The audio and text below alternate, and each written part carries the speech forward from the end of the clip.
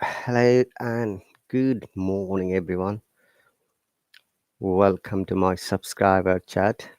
So, subscriber live stream is Sunday morning here in the UK and our local times 5:28.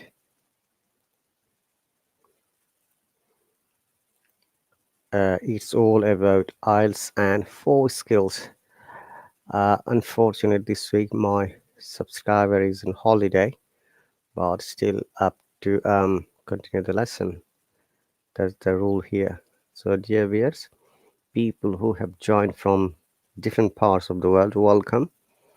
As you might be aware, because it's a subscribers lesson, only the subscribers can come and make comments and join the live stream. In order to join here, you need to subscribe. If you see the sign up button, just click there. You'll be able to join this live stream and talk to me and make comments as well. Sometimes some people come here, those who have got the older version of Hallo app, but however, uh, that doesn't stay for a while because it needs upgrade or update. Okay, let's move on. So today we are going to discuss again conditional sentence. Bear me a moment before I share my page.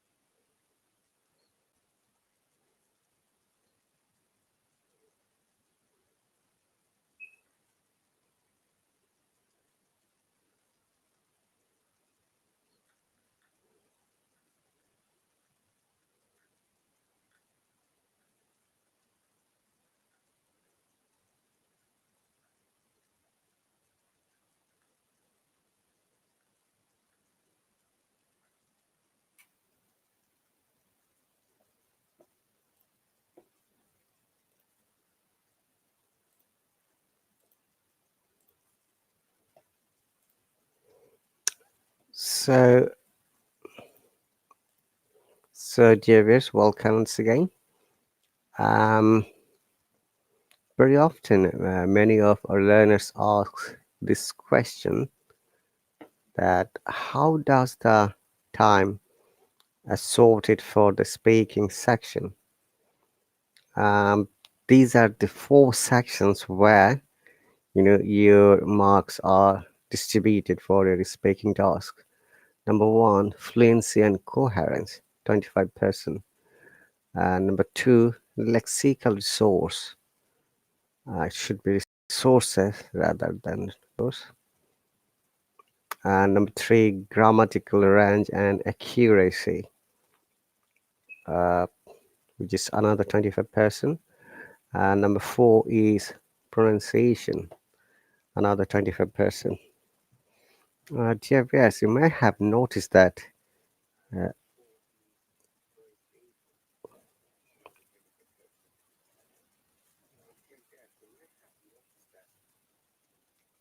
um, there is no marks in accent.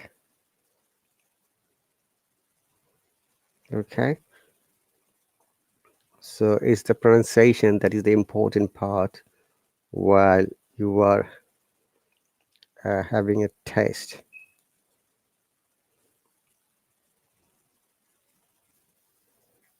which is why I always suggest our viewers to go for the pronunciation rather than the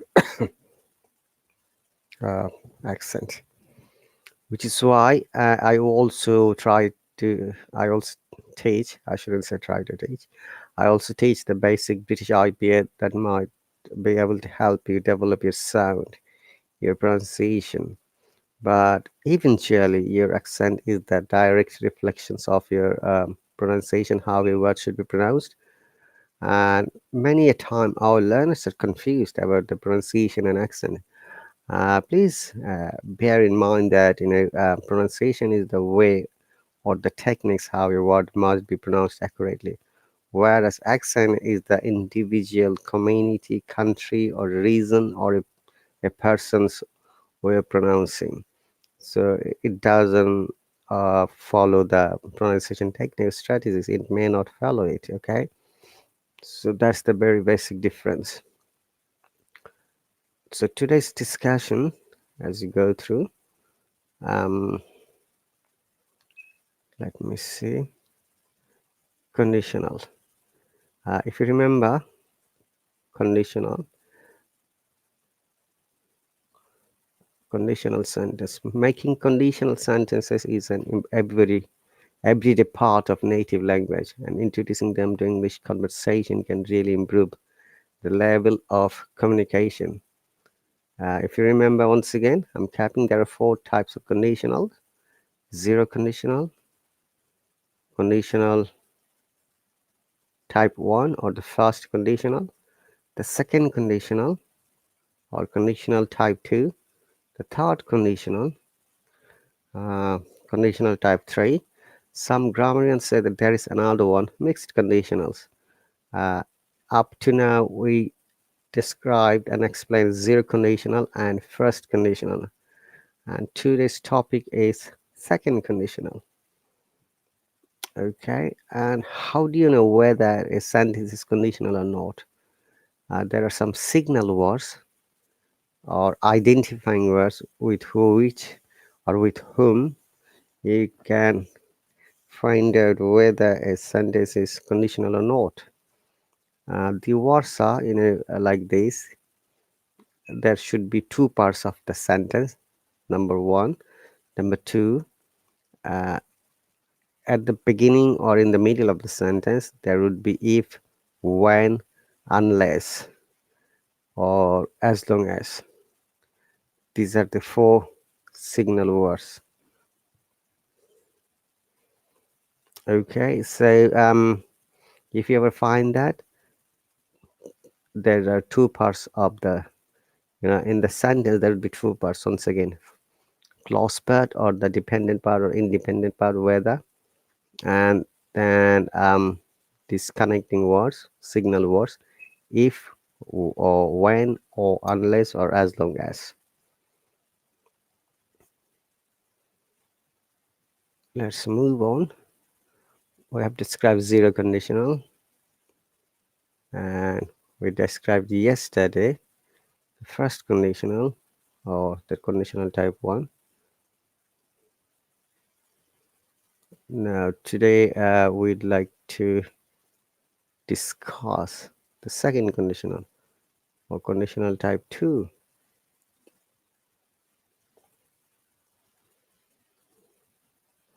And after that we are going to have a mini test. Okay, I believe that you can see the screen. Dear viewers, remember that if you would like to support me, touch on the heart shape symbol. Okay, heart shape symbol. And also if you like to join my lesson, that's clicked on the sign up button. It's quite easy. Okay,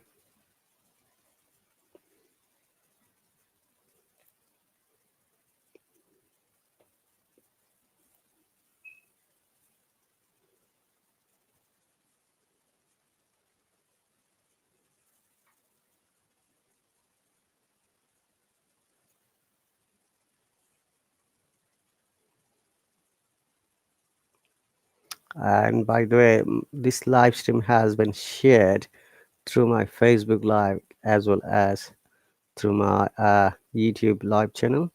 Some people are watching from there. Welcome, dear viewers who have joined from there.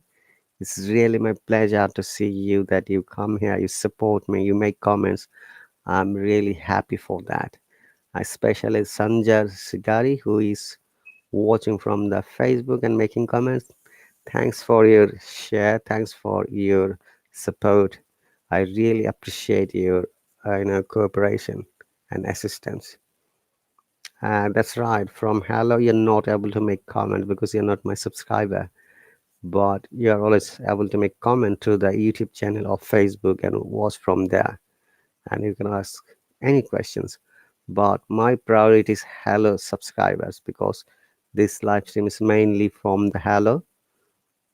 Okay, but yet I try to answer all of your questions. Thank you very much, Sanjay Sigri.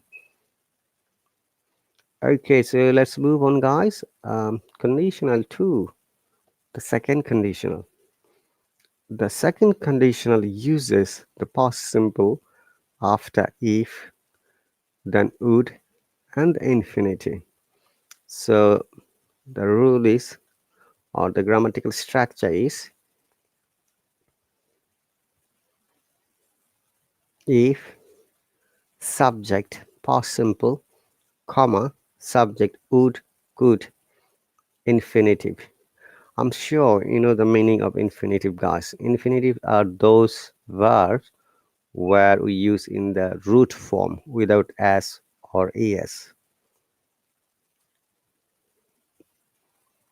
Okay, and also there is another explanation.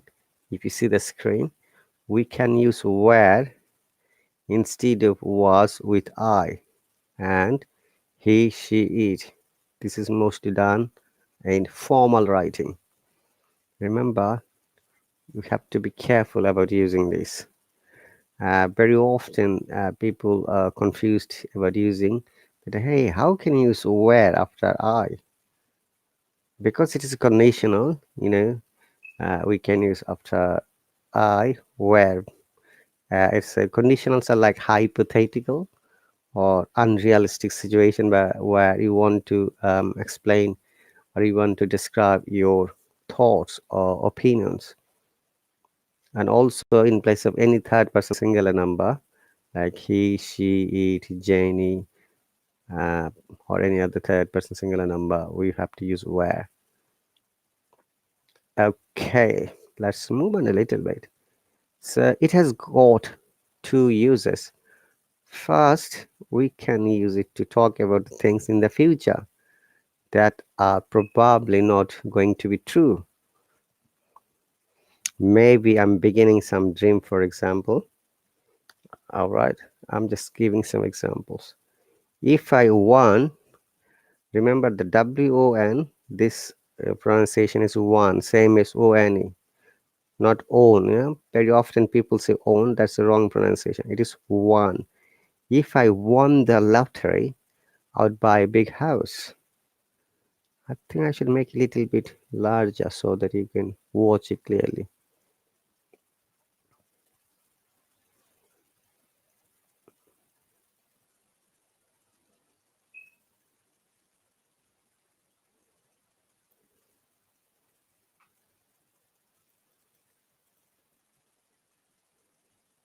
I think it's better, right?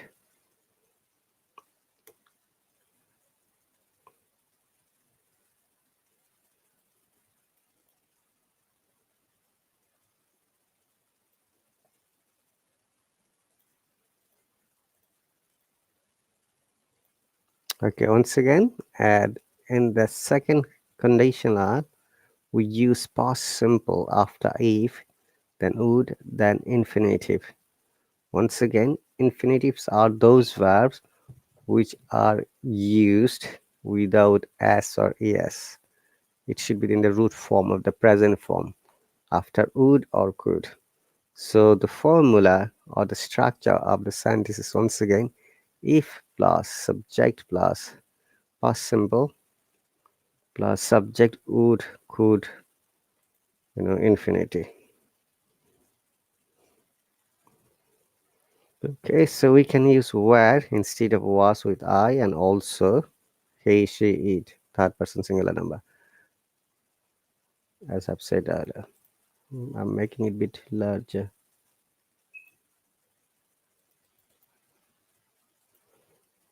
So the second conditional has two uses. First, we can use it to talk about things in the future that are probably not going to be true. So let's give some examples. For instances, if I won the lottery, I'd buy a big house. Okay, this sound one, yeah, very often people are confused about pronouncing this word. They say own, don't say own, okay? It is one, same as o-anning. One. Even the American IPS says the same, one. One. It is one, W-A-N in phonetic symbol. Let me share with you guys so that we can understand.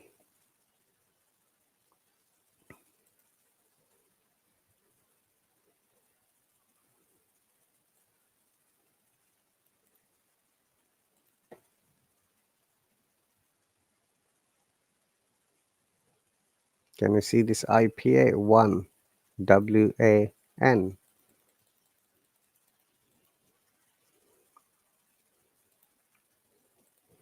If I won the lottery, I would buy a big house. Number two, I would buy a big house if I won the lottery. Yes, look, this sentence can be always rewritten in a different way. Uh, but the important matter is that if you start with the sentence with if, there should be a comma. All right, look at this. But if I start like I would buy a big house, then we don't need to use comma, and that is a grammatical rule. If you don't use the punctuation comma on the right place, it may not be deemed correct in a grammatical perspective. So we got to be careful to use it properly. And let's see, can we replace the word if with when or unless? If I won the lottery, say I would buy a big house. Now let's remove the if. When I won the lottery, I would buy a big house.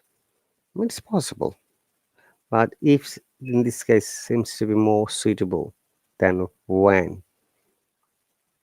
Or you can say unless I won the lottery, I wouldn't buy a big house. Remember, if you use the word unless, we have to use the negative form, because unless gives us a negative impact on this sentence.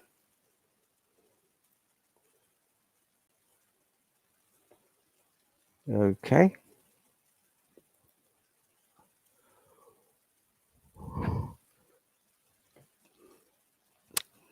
so in the explanation, probably I won't win the lottery, so I wouldn't buy the house. So that is the explanation. Okay.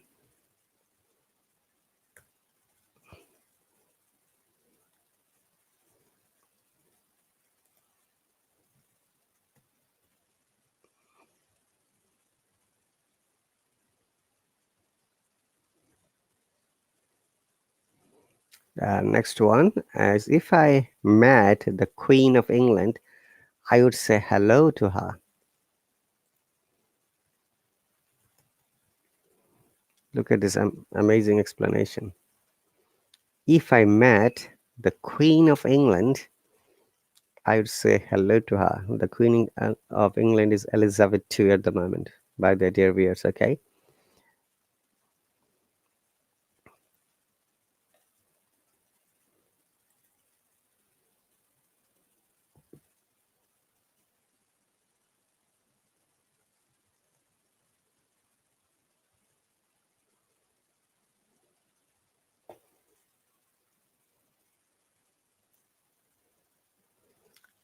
So I would say hello to the Queen of England if I met her.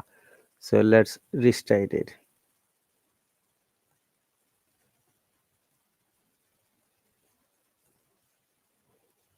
I would say hello if I met the Queen of England.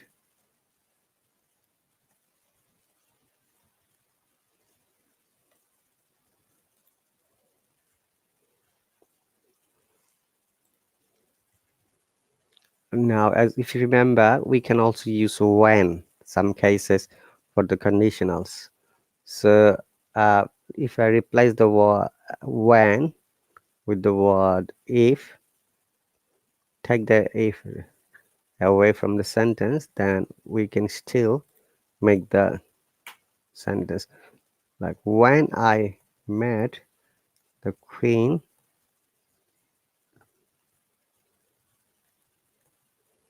of England,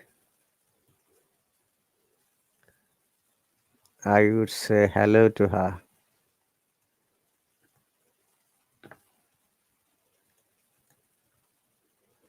Okay.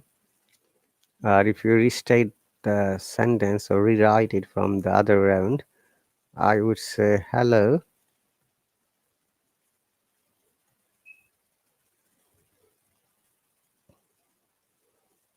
Uh, if I when I say not if when I met the Queen of England.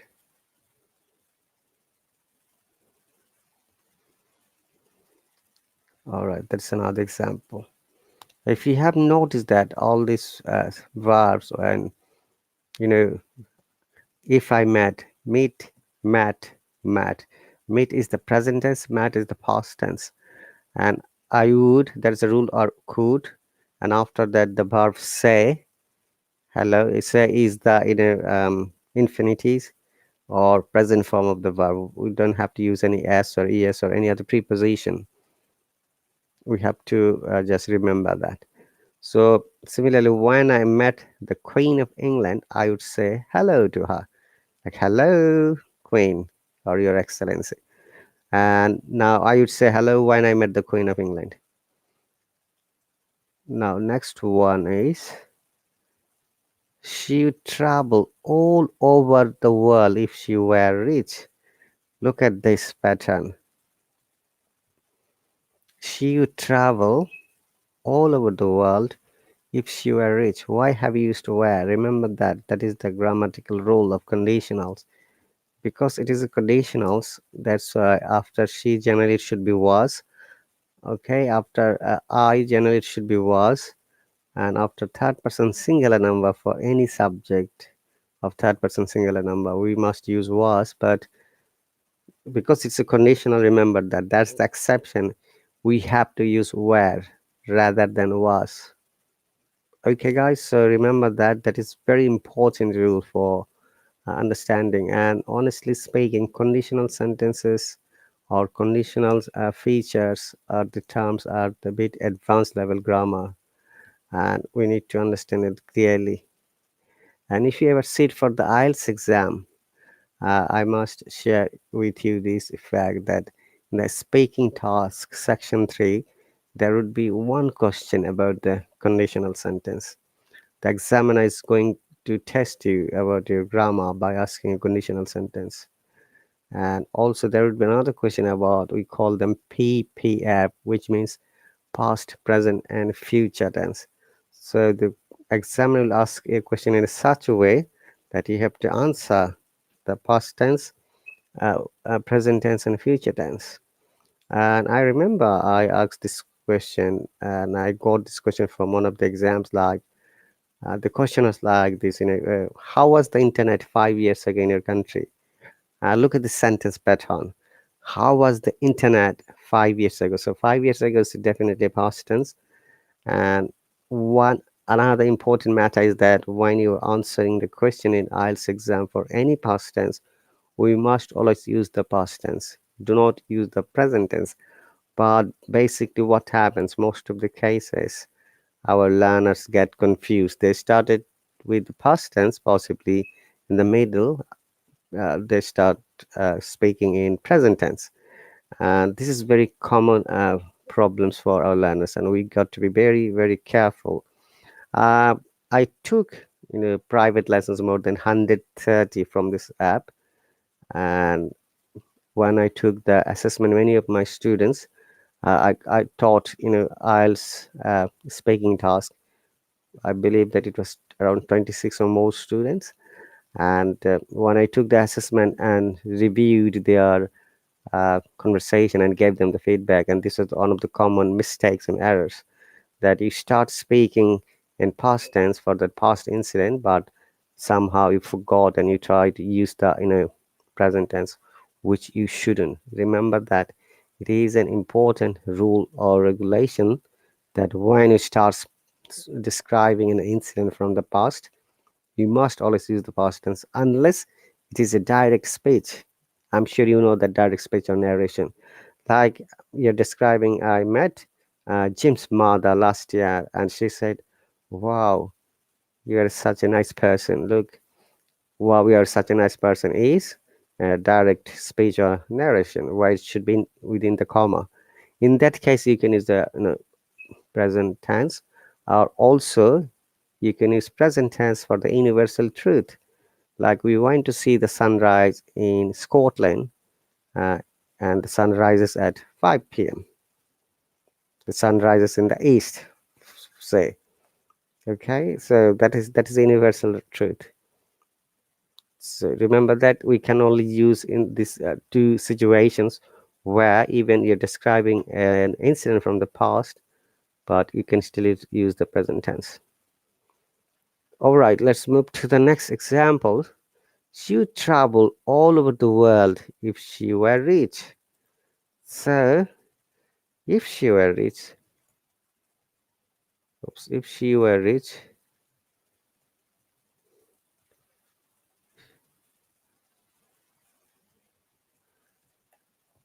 she would travel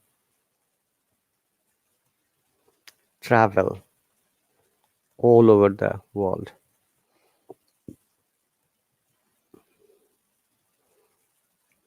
We have to be careful about pronouncing this word, world and travel, because I've heard that our learners always mispronounce these two words.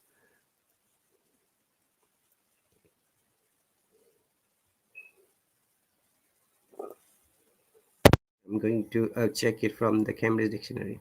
Travel. Travel. Okay, in the travel, the last there is short sound, and tra is a diphthong. Travel. Travel. Travel. Travel. Travel. Travel. Travel.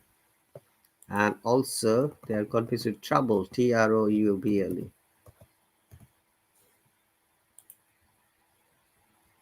Trouble. Trouble. Trouble. We have to be careful. B and V. Travel and trouble. Trouble. Trouble. Oh, you're a troublesome person. I like traveling. So you got to be very careful when you're pronouncing.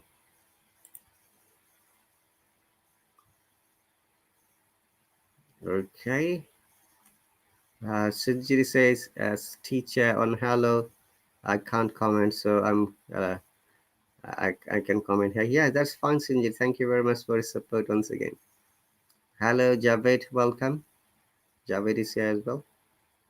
Thank you very much, guys, for joining. Um, and there is Oi from YouTube. Hello, welcome. Happy to see you.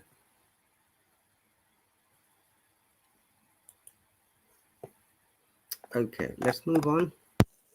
And the next example is she'd pass the exam if she ever studied, which means that she never studied. That's so this won't happen. Now let's restate the sentence. If she ever studied, remember we have this comma because we are using if at the beginning of the sentence.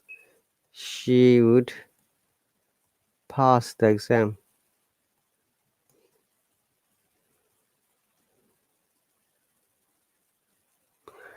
Okay. And also in this case, if you replace the if with when she studied, that would be also another conditional. When she studied, she would pass the exam.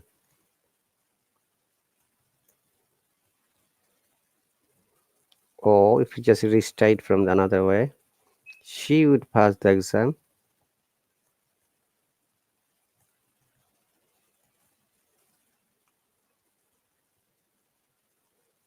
when she studied.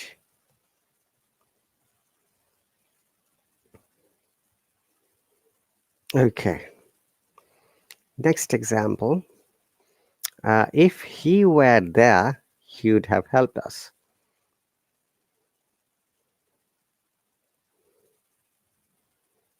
So, if he were there, he would have helped us. Look at the pattern once again. After he, we are using where, and that's the rule. Like after I, in the second conditional, we have to use where.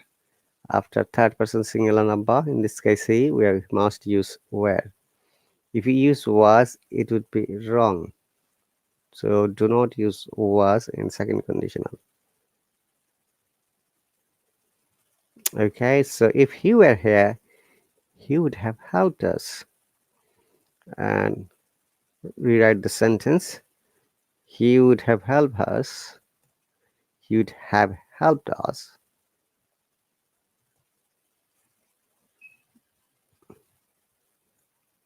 if he were here.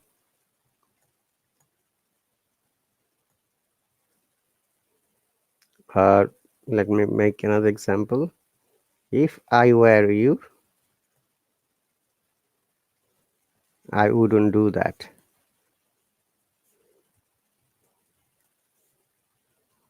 Or you can write, I wouldn't do that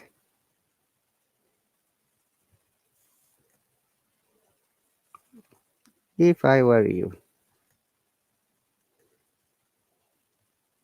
This is another amazing example. Remember that. If you understand these two sentences, if he were you, he would have helped us. Or if I were you, I wouldn't do that. Then you understand the the second conditional's rules. Okay. Okay, this another way we can use second conditional is that to talk about something in the present which is impossible because it is not true. Okay, let's have a look at the example.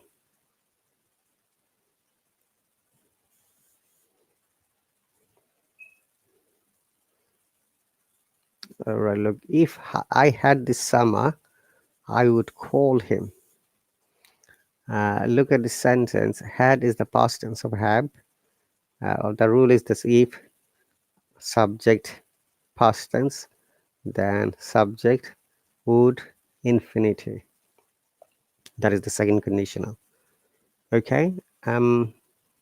So basically we have to follow these rules regardless or blindly, but as long as you understand, then it will be easier for you to follow it in a blindly, which is why I'm explaining with examples and describing it. So if I had this summer, I would call him. Now look, I don't have to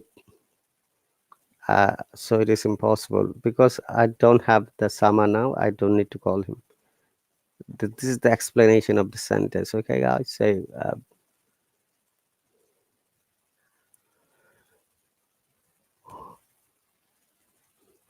now let's rewrite this sentence.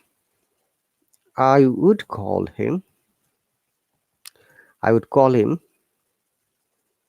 if I had his number. Okay, I was reading summer. I'm sorry. If I had his number, I would call him. I don't have his number, so it's impossible for me to call him. I would call him if I had his his number. Or can you replace this if with when? When I would has his number, I would call him. Yes, that's possible. When I would have his number, I would have, or I had, when I had his number. Let's say not simple, not I would have. So when I had his number, I would call him. That's also possible. So when I had his number,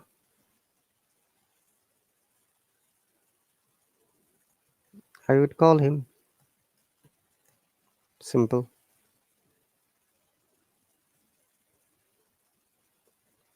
Oh, what have I written? Sorry, guys. Call him. Similarly, I would call him when I had his number.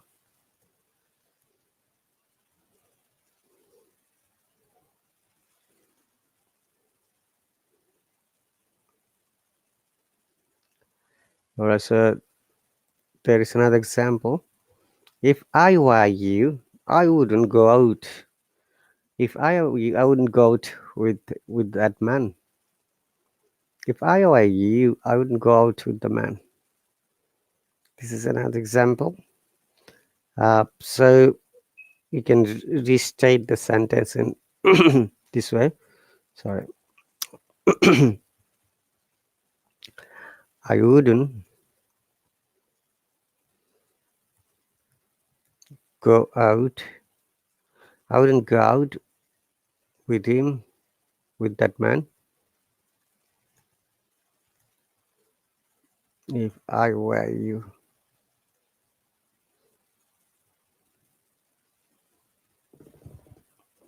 So I guess I need to drink water.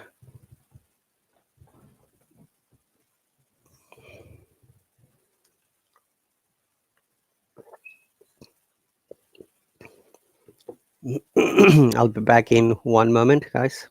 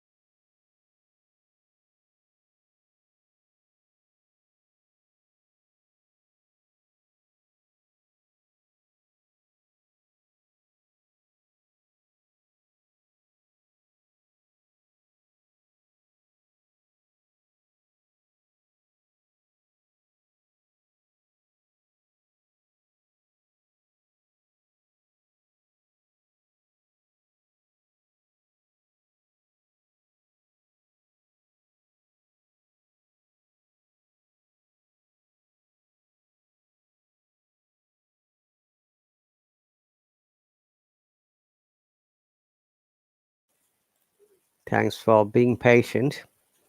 Let's move on. We don't have much time though. So I wouldn't go out with that man if okay, remember guys, if you remember, very often I talk about the connected speech. Because of the connected speech, when we talk as a non-native, our sounds do not seem to be natural because we do not follow the connected speech. Connected speech is the one of the important features of the English speaking when a native follows, and whereas non-natives do not understand and follow it. Which is why very often I try to give information how you can develop your connected speech uh, thoughts or the connected speech in a concept. And one of them is double consonant rule. In this sentence, if you can notice that there is a word go and after that out. So what is the double consonant rule? Double consonant rule is that if a verb ends up with a consonant and the next word starts with a similar consonant, and we connect together for our suitability and comfortability of easy pronunciation, and one of the consonant is removed. Okay, like we don't say go out in connected speech, we say gout. Okay, gout. You see, it is like gout. It sounds like gout, but it is go out basically. So I wouldn't go out.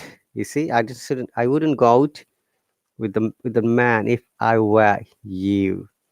And also in the connected speech and the natural of speaking, in every sentence there are stronger words or stressed words, there are weaker words or the less stressed words, and we have to follow these two rules.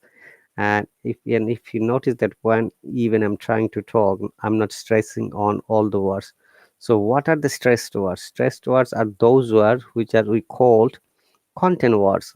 Okay, and the less stressed words or weak words are functional words, and we have to just be careful about using it, though we don't know as a non-native, but if you study more you'll be able to understand.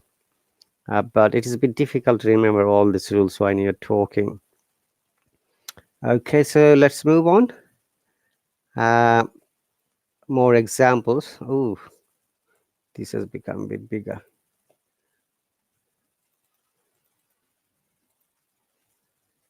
Okay, if you studied well you'd get good result.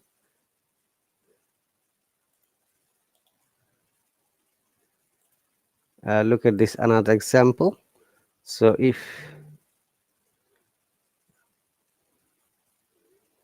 you'd get good result if you studied well, or when you studied well you'd get good result. Okay, and the next one is if you wrote first you'd finish on time. You'd finish on time if you wrote first. Okay, or you can say if you would write first, that is also possible. We can replace with when. Once again, when you wrote first you'd finish on time. You'd finish on time when you wrote first. If you read more, remember that read is the present tense, read is the past tense, and read is the past participle. It sounds like same as the color red. When you use the past tense or past form of the verb read, it becomes red.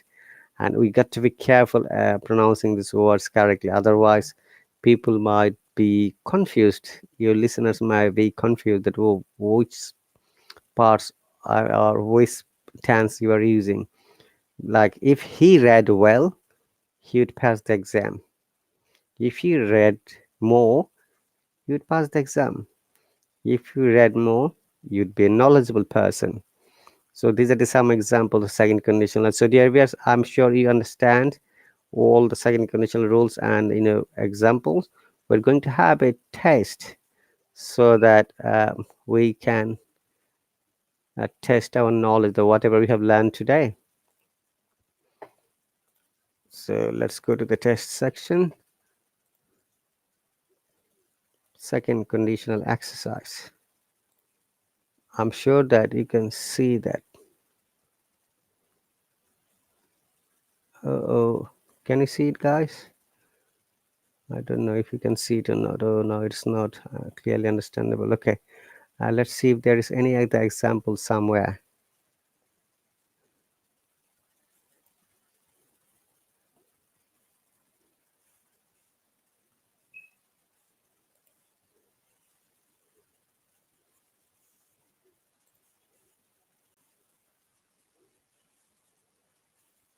No, still it's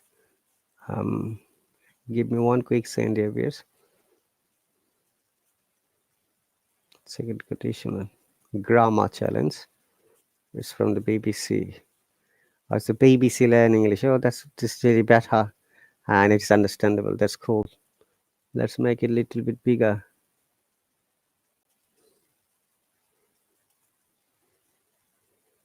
Great. This is a good example and exercise.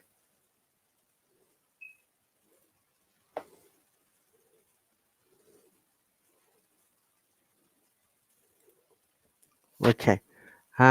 Match the beginning of the sentences to the correct endings to make the logical conditional sentences. That's really cool. Number one, if I were taller, okay, let me see which one would be matching in this case. Number one, A, B, C, D, E, F, G, H. If I were taller, if I thought, if you would apologize, I would come to the party. I don't wear high heel shoes. Yes, number F. One is matching with F. If I were taller, I wouldn't have to wear high heel shoes. Remember that when you use shoes, you can use the word wear. Similarly, wearing the clothes. So that is the one good example of second conditional. And number two, I would buy a new computer. I would buy a new computer if I thought you'd feel lost job, if you apologized, if he knew, if I had enough money. If I had enough money. Number G. G is matching, guys. Okay.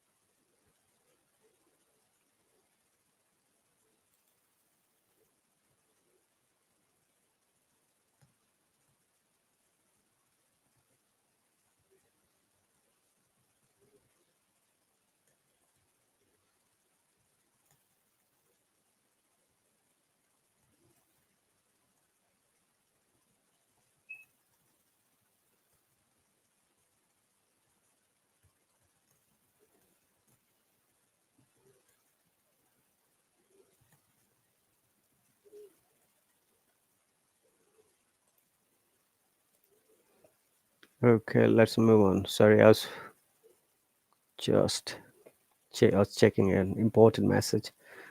So number two, I would buy a new computer if I had enough money. Number three, how would you feel if if I would come to the party with you? If I would have to, if where would you go? Okay. So number three would be, how would you feel if you lost your job? And B is the most matching.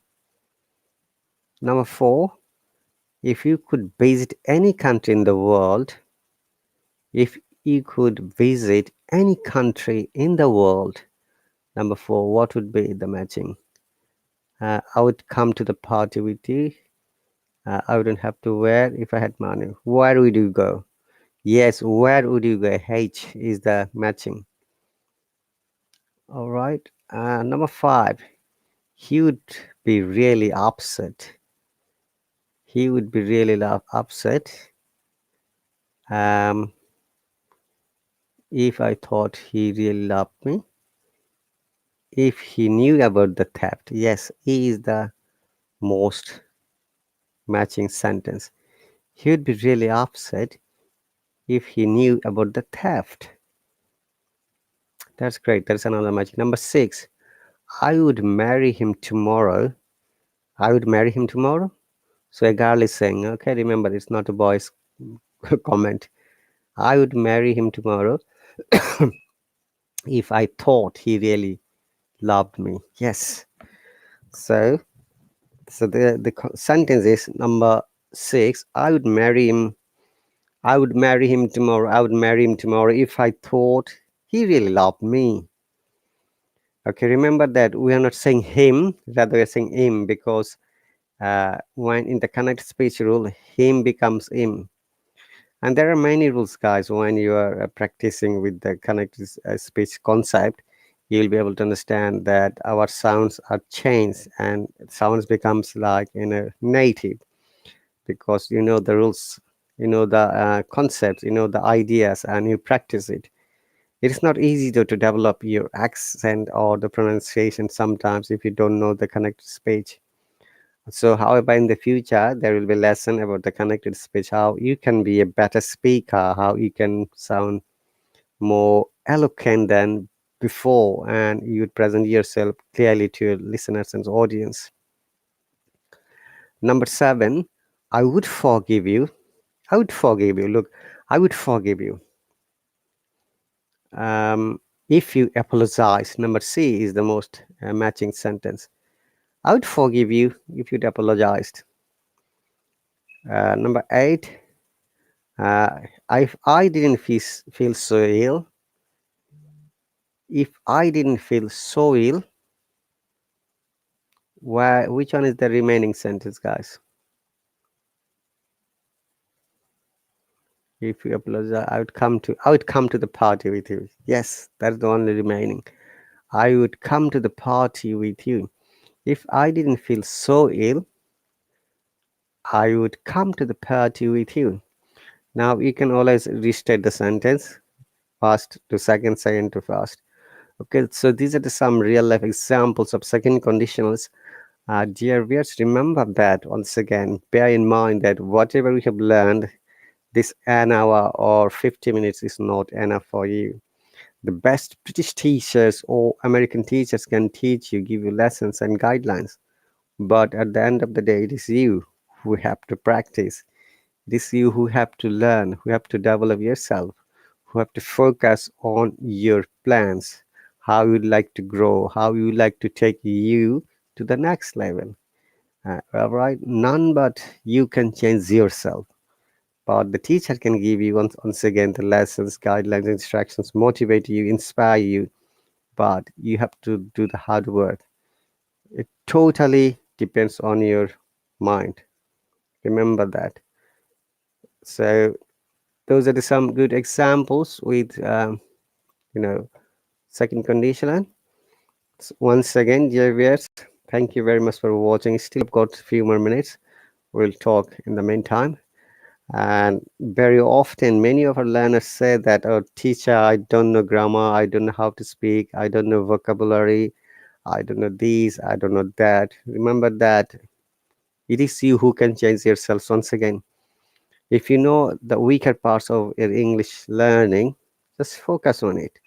Maintain a notebook where you'll write all the important notes for anything you learn. It could be a vocab, it could be an expression, it could be a grammar rule, or it could be a sentence, or it could be an expressions. And try to use it in real life situation. Try to use it when you're having conversation with your friends, maybe families, or maybe live stream.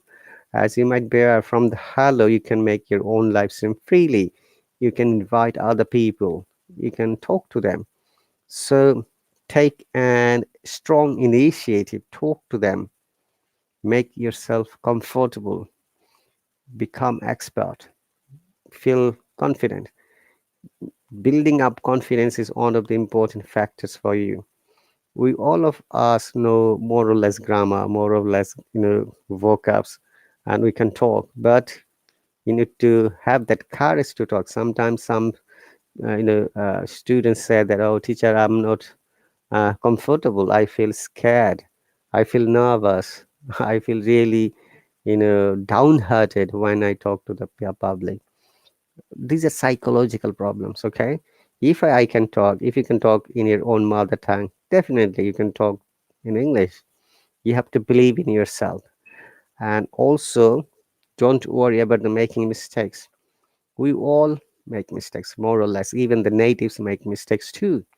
But as long as you learn from it, when you know the corrected form of the mistakes, you just move on and promise to yourself, oh, I have made a mistake, I have learned from it. I'm not going to do it next time.